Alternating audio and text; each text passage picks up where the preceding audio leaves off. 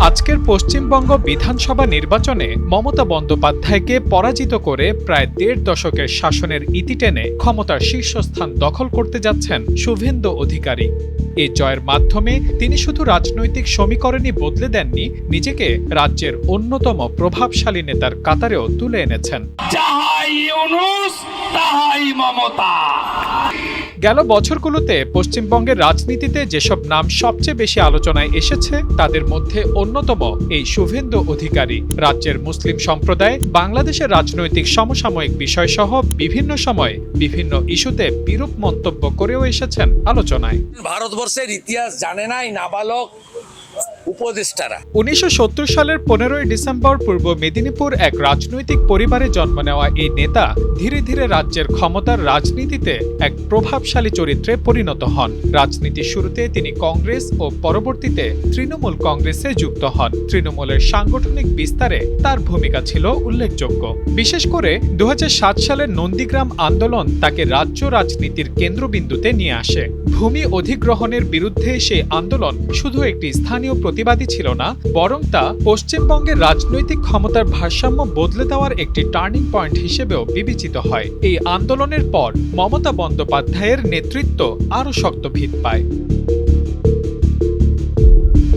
পরবর্তী সময়ে শুভেন্দু অধিকারী তৃণমূলের গুরুত্বপূর্ণ সংগঠক হিসেবে পশ্চিম মেদিনীপুর, পুরুলিয়া ও বাঁকুড়া জেলায় দল বিস্তারে ভূমিকা রাখেন। ২০০৯ সালে তিনি তমলুক থেকে লোকসভা সদস্য নির্বাচিত হন এবং পরে রাজ্য রাজনীতিতে মন্ত্রিসভায় জায়গা করে নেন। পরিবহন মন্ত্রীসহ একাধিক দায়িত্বেও তিনি দীর্ঘদিন দায়িত্ব পালন করেছেন। তবে সময়ের সাথে সাথে তৃণমূলের ভেতর রাজনৈতিক দূরত্ব তৈরি হয় তার সাথে। ২০২০ সালে তিনি একে একে দলীয় পদ ও মন্ত্রিত্ব থেকে পদত্যাগ করেন এবং শেষ পর্যন্ত তৃণমূল কংগ্রেস ত্যাগ করেন। একই বছরের শেষ দিকে তিনি ভারতীয় জনতা পার্টি বিজেপিতে যোগ দেন।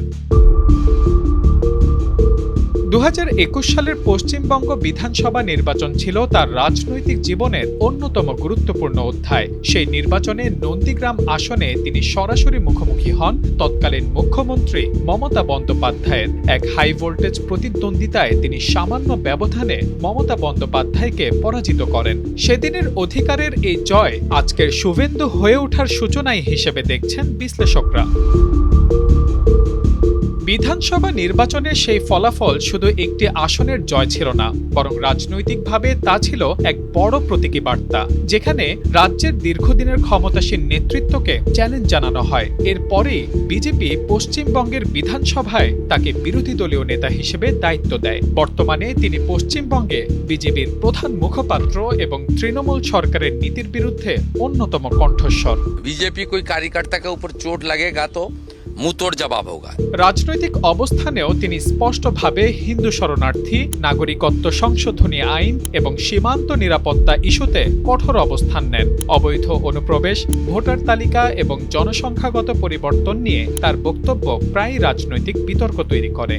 আমরা বড় ভাই হিসেবে চিমটি কাটছে, আঁচড় কাটছে, সহ্য করছি। তার রাজনৈতিক জীবনে বিতর্কের শেষ নেই। বিভিন্ন সময়ে তার বিরুদ্ধে তৃণমূল ও অন্যান্য রাজনৈতিক মহল থেকে উস্কানিমূলক বক্তব্য এবং সাম্প্রদায়িক মেরুকরণের অভিযোগ আনা হয়েছে, যদিও তিনি এসব অভিযোগকে রাজনৈতিক উদ্দেশ্য প্রণোদিত বলে প্রত্যাখ্যান করে থাকেন।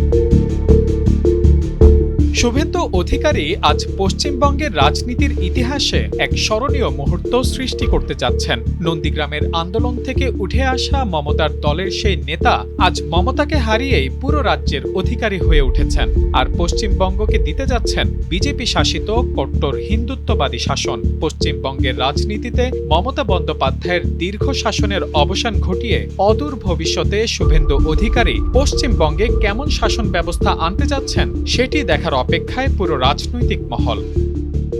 Mahmudul Hasan, Times today.